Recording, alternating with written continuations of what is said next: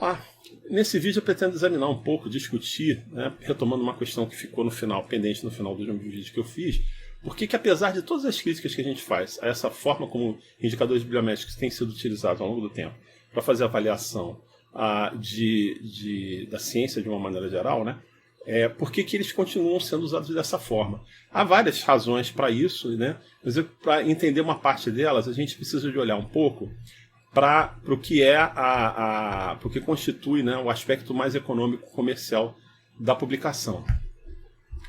Eu vou começar retomando, né, uma citação que eu tinha feito no final daquele vídeo, né, que fala isso, que as ciências e cientistas estão acometidos por uma epidemia de mania manifestada por associar o valor da pesquisa com a revista onde o trabalho está publicado, ao invés do conteúdo do trabalho em si. A mania está causando profundas distorções na forma como a ciência é feita, que são prejudiciais para o empreendimento científico, em geral. E daí eles concluem, né, concluímos que ela é mantida porque beneficia desproporcionalmente certos elementos do empreendimento científico, incluindo alguns cientistas bem estabelecidos, revistas e interesses administrativos. E aí são os autores, como sempre, eu vou deixar a citação daquilo que eu utilizei no final na descrição, perdão, desse vídeo. Né? Que são esses interesses administrativos, né? Que são esses interesses comerciais? Então, a gente precisa de começar a olhar para eles. Né? As primeiras questões são aquelas que estão ligadas à mercantilização. Chamando atenção, então, para algumas publicações que ao longo do tempo se detiveram sobre os problemas que estão ligados a isso. Começando com o Richard Smith, que falava isso, que revistas médicas são a extensão do braço de marketing da indústria farmacêutica. Richard Smith, editor por 25 anos do British Medical Journal, uma das revistas médicas mais respeitadas do mundo, chegou a propor que se fizesse uma moratória da publicação de ensaios clínicos na medida que isso só estava servindo para fazer marketing da indústria farmacêutica.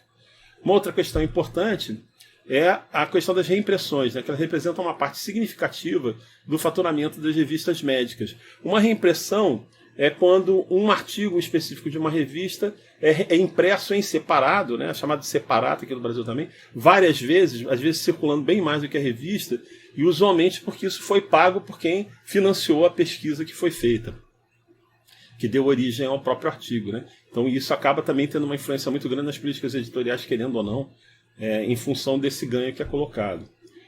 E essa questão, apesar de haver vários publishers, né, tem isso, que 3 conglomerados, Reader, Elsevier, Springer e Wiley, respondem por mais de 40% do total de periódicos existentes. Quer dizer, há um número grande de publishers, né, de editoras que publicam revistas científicas, mas o grosso está concentrado num número relativamente pequeno. Então a gente tem uma situação, apesar de existirem vários agentes, de relativo oligopólio. A outra questão importante, né, é que isso cria uma série de barreiras consideráveis na entrada, tanto para publishers e revistas, nesse mercado. Né? Quer dizer, não é fácil você começar uma revista nova, não é fácil você começar mais ainda uma editora, né, num mercado que já está tão saturado e que tem esse quase controle por parte desses players que são maiores. Isso vai criar uma situação, né, que a gente tem uma competição, né, que os indicadores bibliométricos passaram a ser itens de diferenciação de produto no mercado oligopolizado. O que quero dizer com isso? É que a gente tem que olhar um pouco para a questão econômica. Né? A competição, normalmente quando a gente fala de competição na economia, a gente tende a pensar em competição por preço. Mas nesse caso, não há como você... Não é o que faz uma revista, diferencia uma revista da outra, não é porque uma é mais barata do que a outra. Né? Mercados que têm essas características de você ter barreira considerável de entrada, de ser oligopolizado e de envolver determinado tipo de tecnologia específica, a competição não vai se dar pelo preço. Né? O exemplo que eu sempre dou é com relação, por exemplo, à indústria automobilística. Todas as indústrias automobilísticas maiores têm dinheiro considerável, têm reservas consideráveis que poderiam baixar muito o preço dos seus produtos para tentar vencer a concorrência. A questão é que todas elas poderiam fazer isso, e aí, à medida que o preço fosse caindo, várias iriam falir, que sobrasse no final não ia estar em boas condições econômicas tão pouco financeiras. Né? Seria uma vitória de pio. Então, ao invés disso, a competição se dá pela diferenciação do produto. Né? Você não faz anúncio de um carro dizendo que ele é muito mais barato que o competidor. Ele vai dizer que ele tem XYZ características, injeção eletrônica, injeção multiponto. A área de áudio, computadores também tem muito disso. Né? E no caso, como é que eu vou fazer a diferenciação de uma revista e outra? Eu não vou dizer que o papel é de melhor qualidade ou que a letra é mais bonita ou que as fotografias são melhores. Você acaba tendo que criar alguma forma de diferenciar, e desse ponto de vista de mercado, a criação desses índices foi uma coisa maravilhosa para esses publishers, né, que podem fazer anúncio na sua revista, também envia, a revista tem um fator de impacto tal, tem um fator de, enfim, indicador obviamente seja qual for tal, né? E isso se reflete na forma como se relacionam esses agentes econômicos com as bibliotecas que são obrigadas a adquirir ou fisicamente artigos, né, ou que vão ter que adquirir acesso à base eletrônica. Então é isso, que os gastos de bibliotecas associadas com a aquisição de periódicos entre 86 e 2004 sofreram um acréscimo de 273%, que foi muito maior do que qualquer taxa de inflação, principalmente nos países centrais, agravada pelo chamado bundling, né, que é muito fácil de entender. O bundling é o que a gente vive, por exemplo, com a TV a cabo. Eu não posso escolher quais são os canais que eu quero. Eu tenho um pacote fechado que, normalmente, para ter o canal que eu quero, eu tenho que aceitar uma opção de canais que eu não quero. E essas editoras fazem a mesma coisa com as revistas. Eu não posso escolher a revista ABC. Se eu quiser levar a revista A, eu normalmente tenho que levar a revista XYZ, mesmo que elas sejam de pior qualidade, ou que elas não me interessem, ou que elas não interessem aos meus leitores, né? Isso são práticas de mercado que só são possíveis por conta desse tipo de mercado relativamente oligopolizado. E a gente tem que levar em conta que existe toda uma indústria da publicação, né? Eu acho que um autor em particular, Jorge Monbiot, que é um repórter investigativo, que tem uma coluna regular no Guardian, mais recentemente tem um seu site, criou também um canal de YouTube de divulgação de notícias. Ele publicou há vários anos um texto, né, discutindo essa questão desse modelo de negócios dessa indústria. Ele escreve isso. Ele vai dizer que as instituições de ensino e pesquisa são obrigadas a comprar o produto dos publishers, uma vez que esses detêm o controle sobre o único veículo aceito para a publicação dos textos acadêmicos, né? E os pesquisadores necessitam lê-los para manterem-se atualizados. Então a demanda é inelástica e a competição é inexistente, uma vez que diferentes periódicos não podem publicar o mesmo material.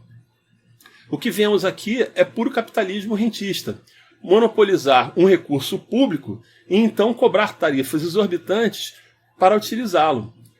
Um outro termo para isso é parasitismo econômico, né? Quer dizer, eu que frisei aqui a fala, não estava frisado no artigo original. E a gente pode dizer, bom, isso é uma perspectiva um pouco radical demais, talvez não seja bem assim, mas ligado a isso, né, a gente tem também uma análise desse modelo econômico feita por um ator que não pode ser de forma alguma associado a ideias revolucionárias, que é o Deutsche Bank, banco super tradicional, que no relatório sobre uma dessas empresas escreveu o seguinte: nós acreditamos que o publisher adiciona relativamente pouco valor ao processo de publicação. Nós não estamos tentando descartar o que 7 mil pessoas na Hell, né, nessa empresa, fazem para ganhar a vida. Estamos simplesmente observando que se o processo fosse realmente tão complexo, custoso e com valor agregado como os publishers protestam, que margens de 40% não seriam disponíveis, né? E aí vale a pena a gente olhar um pouco o que significa margem de lucro de 40%, né? Então aqui alguns dados que eu consegui recolher, alguns exemplos de margem de lucro de algumas empresas específicas, né? São dados de 2013, não são muito atuais, mas eu acho que servem para a nossa comparação. Então a gente tem a Woolworths, que é uma cadeia mundial de supermercados, um gigante dessa área, que tem uma margem de lucro operacional, teve nesse ano, de 7 mil%. Depois a gente tem a BMW com a mesma margem de 12%, que já é um valor consideravelmente acima. Depois a mineradora, talvez a maior mineradora do mundo, Rio Tinto, com 23%. E aí começam a aparecer as editoras, né? Springer, 34%. Apple, que não é editora, mas que tem umas práticas de mercado que não são muito diferentes de algumas dessas editoras, 35%. Elsevier, 36%. E a Wiley, né, tá aqui ocultado, mas a Wiley, 40% naquele ano, né? E aí, procurando dados mais atualizados, né, eu consegui encontrar essas informações sobre margens médias de lucro de setores, aí não de empresas específicas, de alguns setores da economia, né? E aí a gente tem a rádio e TV, né, a radiodifusão, broadcast, 18,37%. Seguida aí do software para entretenimento, essa tabela ela é toda dividida, tem vários subitens, né? Então ela desagrega o tipo de diferente software, 19,61%. A energia verde renovável, 19,66%. Serviços financeiros, fora bancos e seguros, 24,04%. Vê como é que isso já está aumentando. Setor imobiliário, operações e serviços, 24,5%. Fundos de investimento imobiliário, 25,54%. Bancos regionais, 29,47%. Bancos de centros monetários, 31,55%. Repara como é que é o setor financeiro que tem as maiores margens de lucro na média. Lucros importantes, né? Agora aí a gente pega um dado de 2018, falando da Elsevier, que teve 37% de lucro, maior do que a média de qualquer desses setores, né? Aí o que acontece, né? Quer dizer, uma tentativa que começou alguns anos atrás para tentar romper com esse modelo, né? Foi de criar, por várias razões, né? Não só para romper com esse modelo, mas também para dar conta dos problemas que as formas tradicionais de propriedade intelectual de artigos criavam. Por exemplo, uma revista fale, vai à falência, e os artigos estavam nela contidos. Eu, por exemplo, vamos supor que eu publiquei um artigo lá. Eu quero republicar aquele artigo, o copyright foi cedido para aquela revista. Se o publisher sumiu, eu nunca mais vou conseguir publicar meu artigo. Ou eu vou ter que esperar anos para que aquele copyright se expire, né? Então foi criada essa ideia do acesso aberto, que seria a possibilidade de uma revista ser completamente aberta. Quer dizer, eu não tenho que pagar assinatura, eu não tenho que pagar para acessar nenhum dos artigos, né? Que seria uma forma de fazer com que essa produção científica fosse mais acessível a todos, que de fato é importante. Só que o problema é que o que acabou acontecendo é que esse modelo começou a transferir os ônus da publicação, né, não mais para leitores, não mais para bibliotecas, não mais para assinantes, ou mesmo para anunciantes, mas para quem publica, né? E aí a gente tem essas taxas, né, que estão sendo praticadas atualmente. Biomed Central, que é um grande portal, entre $1.290 e $2.580 para a publicação de um artigo.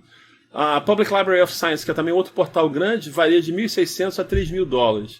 E a Taylor References começa um pouco mais baixo, de 500, mas vai até 2.950. Quer dizer, o que é uma quantidade de dinheiro razoável, especialmente para pesquisadores de países de renda, chamada renda média ou baixa, que tem muita dificuldade e nem sempre conseguem o waiver que eles falam para essa publicação, né? Isso começou a criar uma série de outros problemas. No início houve uma reação muito forte das grandes indústrias de publicação, das grandes publishers, contra o acesso aberto, mas eles acabaram incorporando. Então compraram, em alguns casos, a Springer comprou a Biomed Central, por exemplo, a Nature começou seu próprio modelo de acesso aberto, e começou essa competição de novo, né? Quer dizer, a forma do acesso aberto é interessante para quem está lendo, né? Claro.